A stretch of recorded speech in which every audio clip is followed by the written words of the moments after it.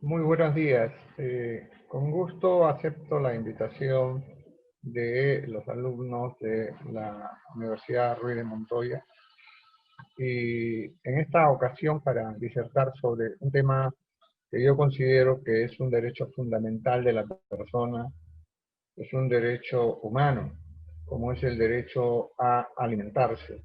Y esto, nuestra Constitución, nuestro Código Civil y una serie de dispositivos legales giran o tienen un norte muy claro, que es el de cubrir un estado de necesidad en la persona que, teniendo necesidades como todos y todas los tenemos, no puede cubrirlos por sí mismo y porque no genera rentas, porque no tiene fuente de ingresos.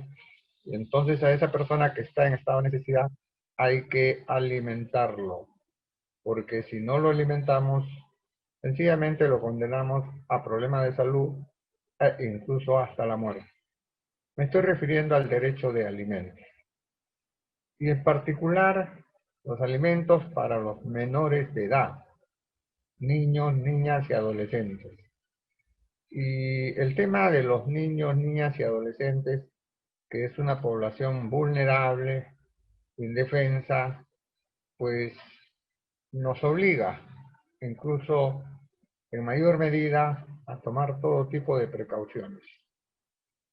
Y cuando nosotros hablamos del derecho de alimentar a un niño, niña, adolescente, no estamos hablando solamente del sustento diario, no estamos hablando de lo que todos los días nosotros pues tomamos desayuno, almorzamos, cenamos, lo que fuere, sino estamos hablando de que el Instituto Jurídico de los Alimentos tiene una serie de rubros que hacen un todo, y dentro de ellos está el sustento diario, como no, pero también está la habitación, es decir, un techo donde cobijarse, está también el vestido, la asistencia médica, psicológica, y también, por supuesto, tratándose estos niños, niñas y adolescentes, la educación y la recreación. Esto como con una suerte de marco jurídico en donde está pues inmerso el Instituto Jurídico netamente familiar de asistencia. Ahora bien, ¿quién debe alimentos a los niños, niñas y adolescentes? Esta pregunta que yo mismo me hago cae por su propio peso. ¿Quiénes nos han traído al mundo? Sus padres. Padre y madre, ambos están obligados en igualdad de condiciones a alimentar a los niños, niñas y adolescentes. Lo tenemos reflejado en la Constitución peruana, en el artículo 2, cuando la Constitución peruana habla como derecho fundamental el derecho a la vida, el derecho a la protección de la salud, y más específicamente en el artículo 6, cuando habla de que los padres están obligados a alimentar y educar y dar seguridad a sus hijos. Pero luego este tema ya se desarrolla ampliamente en el Código Civil y tratándose de niños, niñas y adolescentes en el Código de los Niños y Adolescentes. ¿Por qué y para qué el conjunto de normas que pretenden garantizar el derecho de alimento de los niños, niñas y adolescentes? Porque la situación de ellos es un estado de necesidad natural.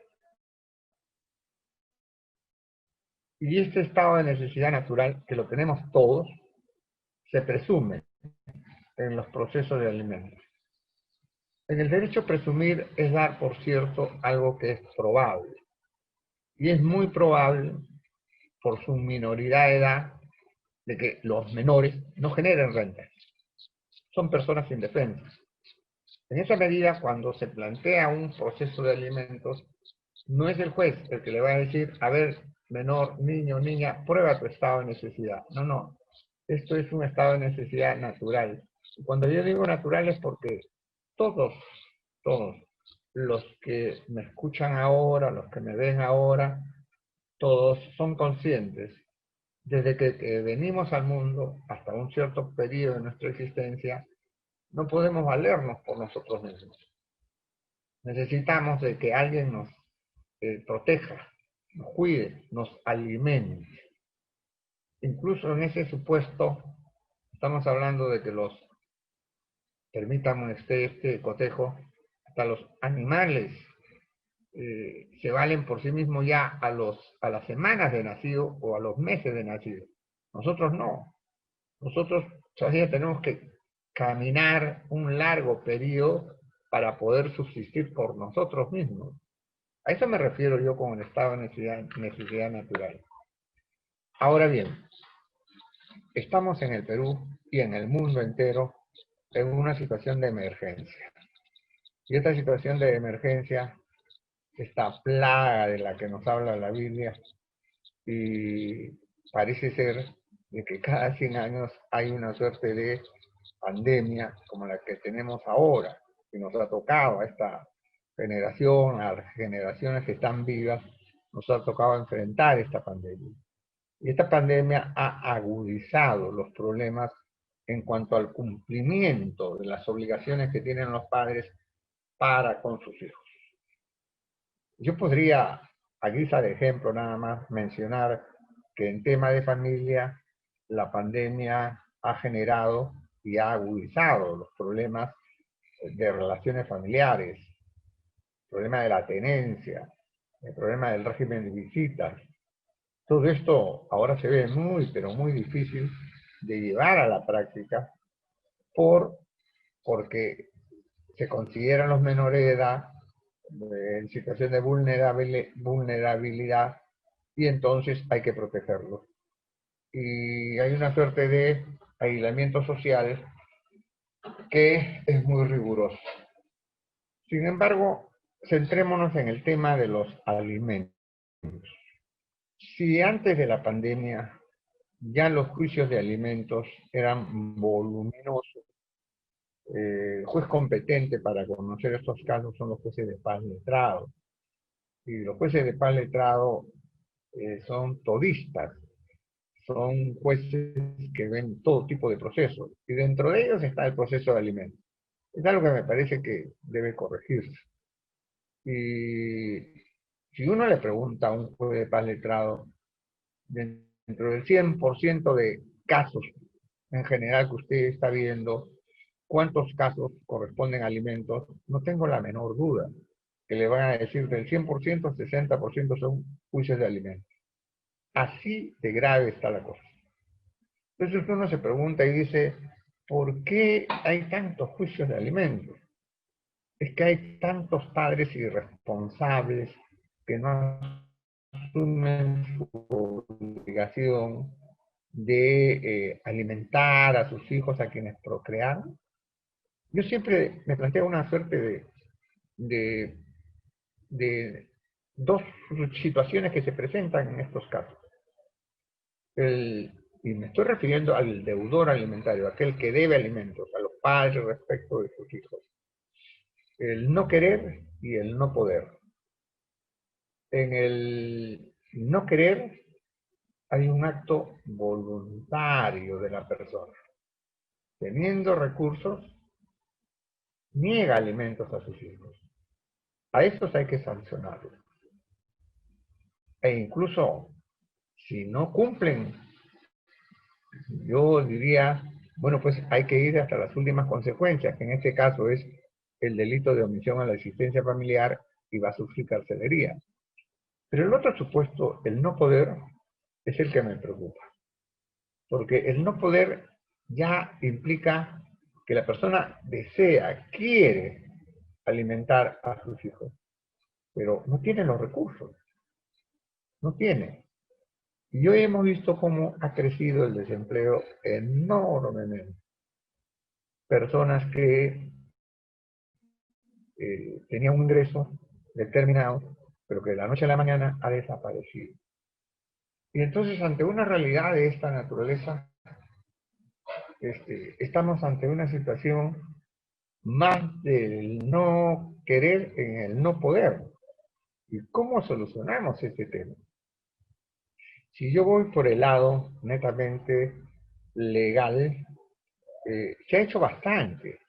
Incluso cito yo algo que el Poder Judicial, dentro de sus facultades, que le permite la Ley Orgánica del Poder Judicial, la Corte Suprema ha emitido una resolución administrativa a través de una directiva 007 de 2020, denominado Proceso Simplificado y Virtual de Pensión de Alimentos para Niñas, Niños y Adolescentes.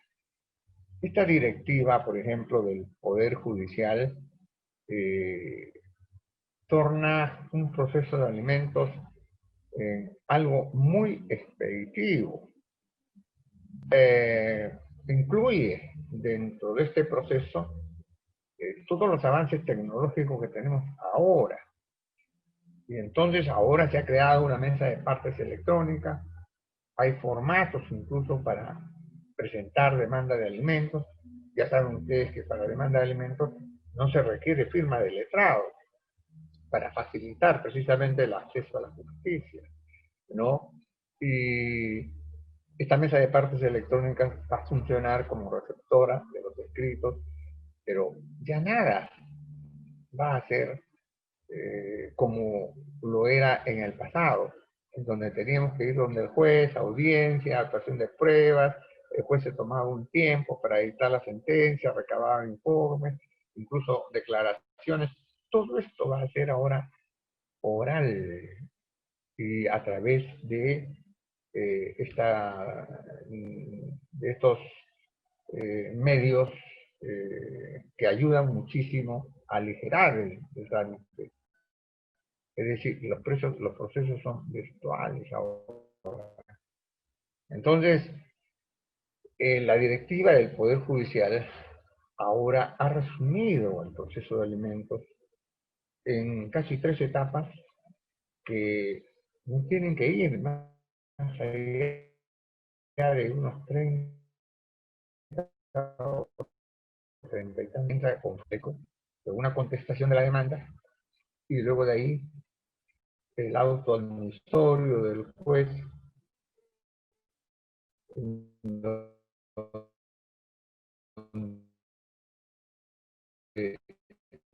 cita una audiencia, y en esa audiencia los niños adolescentes, que dependiendo ya de la edad, ya tiene un cierto grado de conocimiento de las cosas para tomarle su opinión sobre el tema.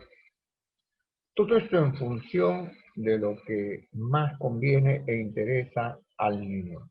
Y luego el juez, de escuchar las partes y dentro de las pruebas que se han ofrecido, ya el juez lo que hace simplemente es dictar una sentencia si es que no ha habido una conciliación.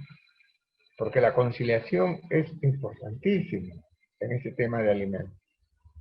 Porque si estamos ante un pedido de una madre representando legalmente a su hijo, demandando al padre de su hijo, y entonces si la madre está solicitando, por decir, ha cuantificado su pretensión, y está solicitando 2.000 soles mensuales, y el padre lo que ofrece es 1.000, si las dos partes se ponen de acuerdo y llegan a un consenso de que la pensión sea 1.100, pues ahí terminó el proceso. Y se levanta acta por el juez, y esa acta, con firma de todos los interesados, esa acta, por supuesto que tiene valor de sentencia. Y todo esto está grabado, todo esto está grabado. Porque ustedes podrían preguntarse, ¿y cómo se firma el acta y todo ese tipo de cosas? Todo es oral y todo se graba. Entonces, ya hay un medio en el cual el Poder Judicial está contribuyendo, ya lo ven ustedes a través de este proceso, contribuyendo para que se agilicen los procesos y no demoren lo que demoraban cuando estábamos ante los juicios presenciales. Además de ello, siempre en función del interés superior del niño y del adolescente, a través de esta directiva ha incluido dos normas que son sumamente importantes. Una de ellas está referida a la asignación anticipada de alimentos de oficio. ¿Qué significa? Significa que no necesita el juez un pedido de parte para señalarle un monto mientras dure el proceso. Por eso es pensión anticipada, asignación anticipada. Entonces, esto lo va a hacer de oficio. Entonces, eso es algo sumamente importante, ¿no?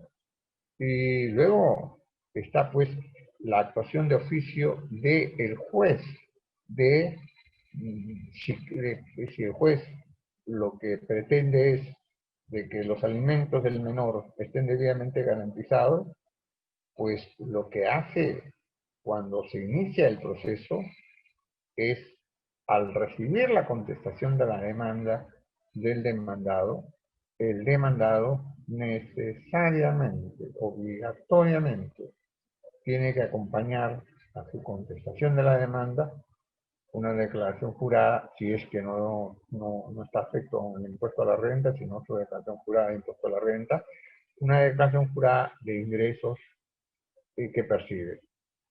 Y en todo caso, el juez de oficio, sin que nadie se lo pida, oficia al centro de trabajo del demandado para los efectos de que el centro de trabajo informe cuánto es lo que gana este señor. Entonces, todos estos medios le van a permitir al juez hacer la audiencia. Y si en la audiencia no concurre ninguna de las partes, ya lo he dicho, virtual, no interesa. Antes, si no concurría ninguna de las partes, se archivaba el proceso. Ahora no.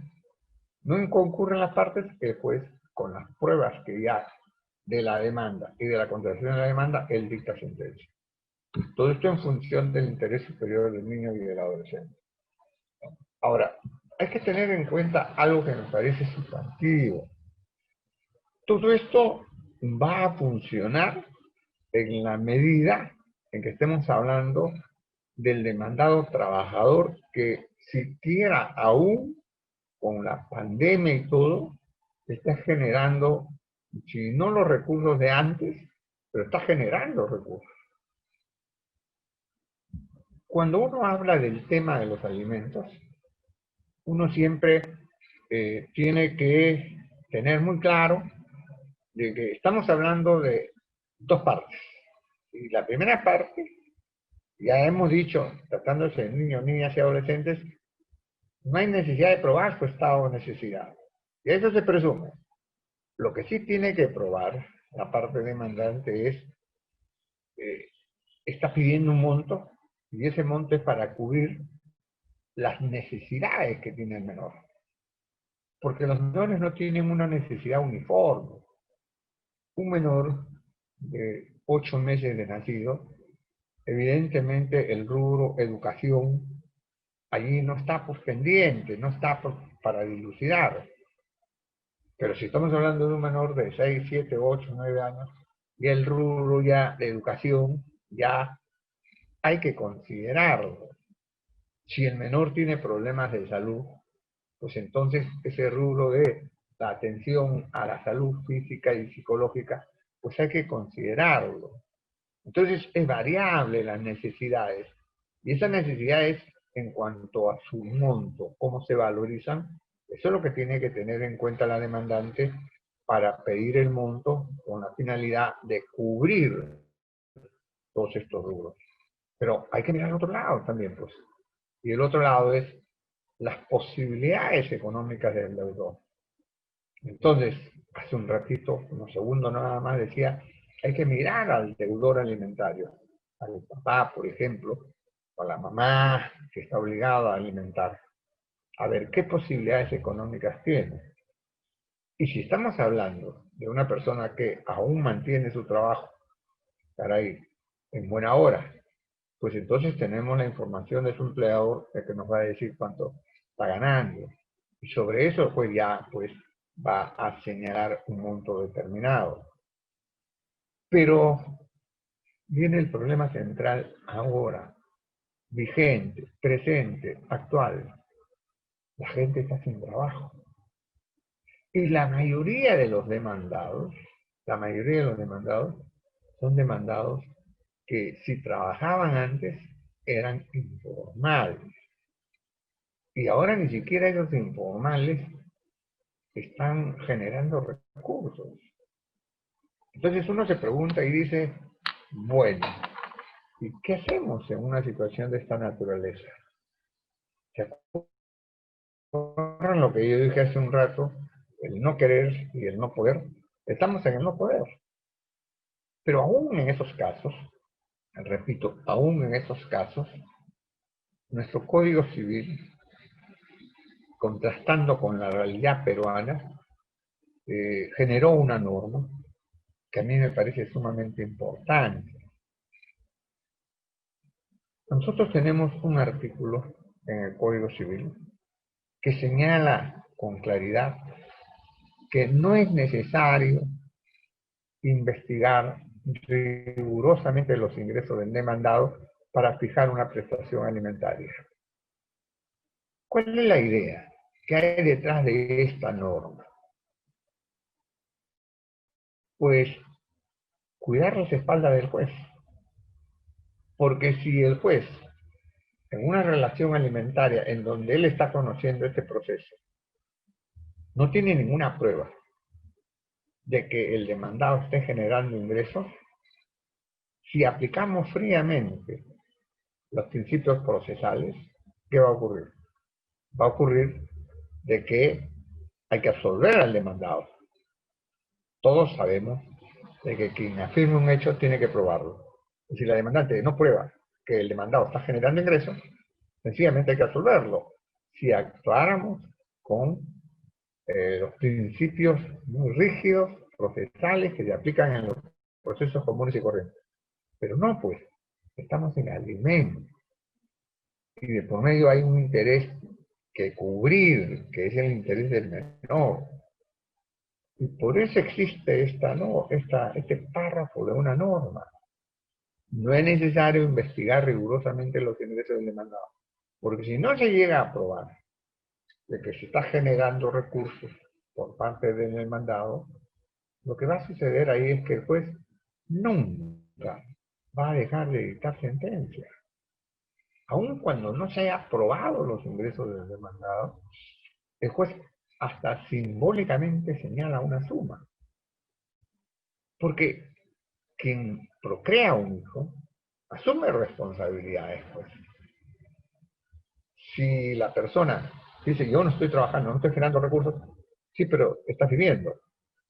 De alguna manera estás viviendo, de alguna manera estás generando algún recurso. Pues bien, te vas a obligar ahora tú a sustraer una parte de esos recursos para dirigirlos a tu hijo, a tu hija, porque tú los trajiste al mundo. Por otro lado, el derecho alimentario es tan importante, y sobre todo para los niños, niñas y adolescentes, tan importante que se ha generado todo un conjunto de normas que garantizan, repito, garantizan el cumplimiento de las obligaciones alimentarias. A esto llamamos nosotros las medidas cautelares, esa medida de fuerza que se le impone a una persona con la finalidad de que no eluda esta responsabilidad. Hay una sentencia y esa sentencia lo obliga a dar determinada suma de dinero a favor de su hijo o hija. Y entonces no quiere cumplirla. Pues entonces, uno, el embargo sobre la renta de trabajo, que se está generando renta. Y aquí esto no pasa por pedirle permiso al demandado, sino que directamente el juez oficia a su centro de trabajo para que le retengan el monto y se lo entreguen al menor vía la madre, ¿no es cierto? En segundo lugar, el embargo en general, sobre todo los bienes muebles, inmuebles que pueda tener, para garantizar las futuras pensiones alimenticias. En tercer lugar, esto es llamado el registro de deudores alimentarios, en donde una persona que está debiendo alimentos automáticamente se inscribe, ¿no? Si es requerido a dar alimentos 2, 3 veces y no cumple, entonces hay una suerte de fichar en el registro de deudores que lo maneja el Poder Judicial y ahí va a figurar el nombre con foto y con todo de este personaje que está debiendo alimentos. Y este registro de deudores alimentarios, pues no se queda, se, se coordina para que también el registro lo manejen otras entidades como la SUNAR, como por ejemplo el sistema financiero, y todo. ¿Y por qué? ¿Y para qué? Ejemplo, si la SUNAR, la Superintendencia Nacional de Bienes, tiene de por medio que inscribir que el deudor alimentario está vendiendo un bien, y si tiene la información de que ese señor es un deudor alimentario, entonces la SUNAR está en la obligación inmediatamente de comunicar al juez de la causa para que tome sus precauciones a fin de garantizar los alimentos del menor. Información que también lo tienen los bancos. Entonces, esto es bien importante también. Y bueno, otras medidas también ya de mayor fuerza, el impedimento de salida. Claro, en estos momentos el impedimento de salida es un saludo a la bandera, porque no podemos salir. El impedimento de salida del deudor alimentario. Pero lo más grave del caso está referido a que la persona, cuando de por medio y con el requerimiento del juez no cumple con los alimentos, pues esto termina ya en la vía penal. Esto es un delito de omisión a la asistencia familiar y en donde el juez tranquilamente puede dictar detención, puede dictar no solamente la detención, sino que esta detención va a significar de que este señor permanezca en la cárcel hasta que garantice a los alimentos del menor. No sabemos cómo lo va a garantizar si está preso, pero está la medida de fuerza. Nadie quisiera llegar a ese extremo.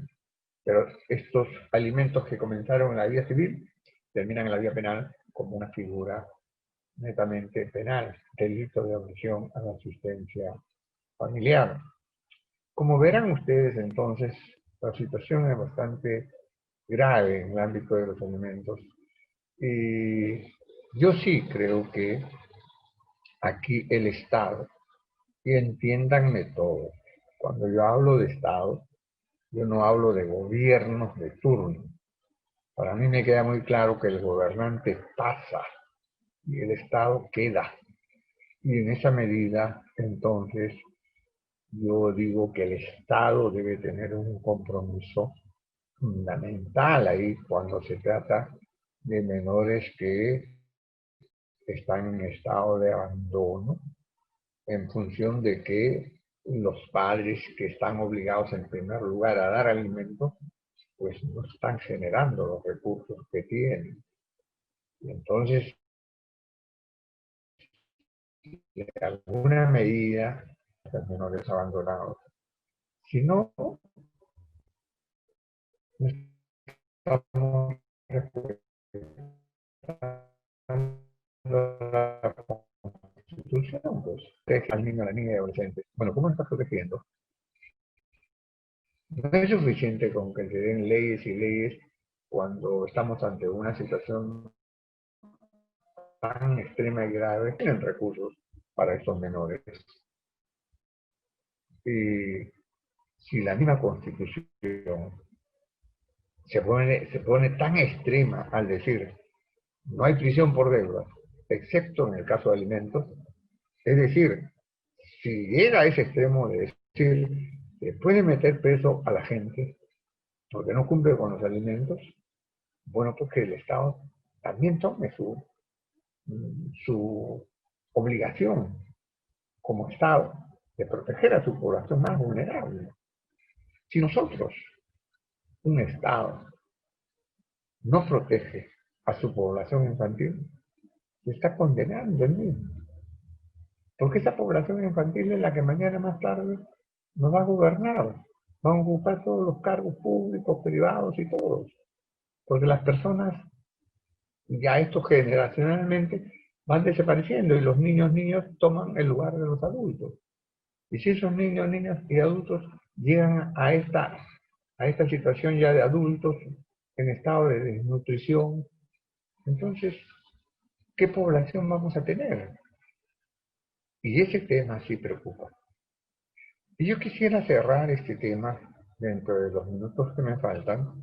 Quisiera cerrar este tema señalando que el derecho de alimentos es un derecho de urgencia, es un derecho de emergencia, es un derecho tan, pero tan importante y trascendente que si uno no eh, cumple en la parte legislativa con dar las normas pertinentes, si la persona no toma conciencia de que si yo traigo hijos al mundo tengo que alimentarlos, y si el Estado no pone su cuota de ayuda, yo creo que estamos condenando al país a que sea un país que dentro de poco sea un país como una suerte de Estado que está fracasando. Y esa es una pena. Y por eso estas normas que el Poder Judicial, que yo saludo, ha dictado, facultado por la Ley Orgánica del Poder Judicial, me parece estupendo.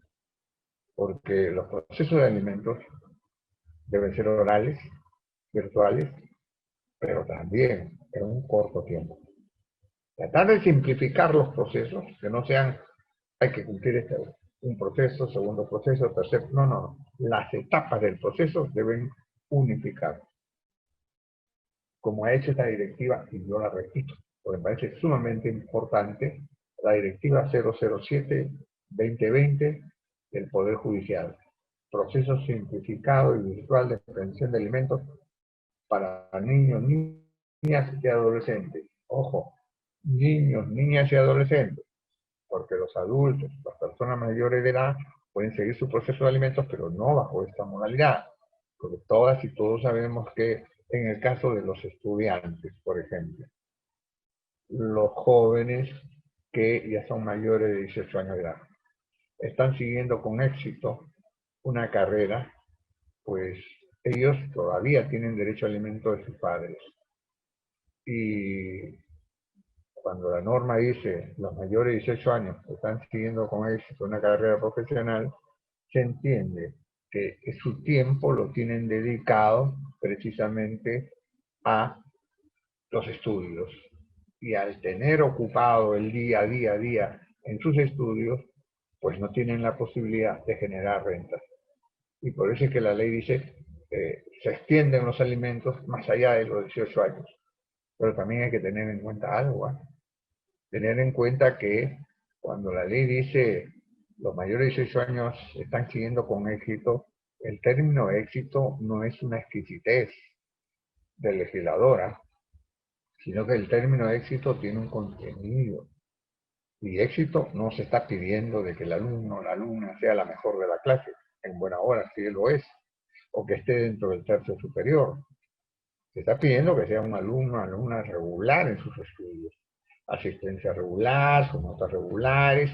Entonces, eso significa que se está dedicando exclusivamente a sus estudios. Y por eso es que no está generando renta. Sin embargo, a mí la norma, me estoy refiriendo al artículo 424 del Código Civil, y sin embargo a mí la norma me parece extremadamente abusiva en cuanto a extender los alimentos hasta los 28 años. Me parece que se les ha ido la mano. 28 años ya me parece mucho. Pero así estamos.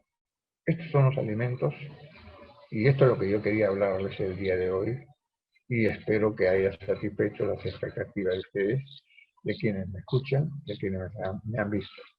Y en cualquier otro momento podemos estar hablando de otro tema. Pero creo que ustedes han acertado al comenzar con un tema, repito lo que dije hace unos segundos, un tema de urgencia, un tema de emergencia y que tiene que ser atendido ya.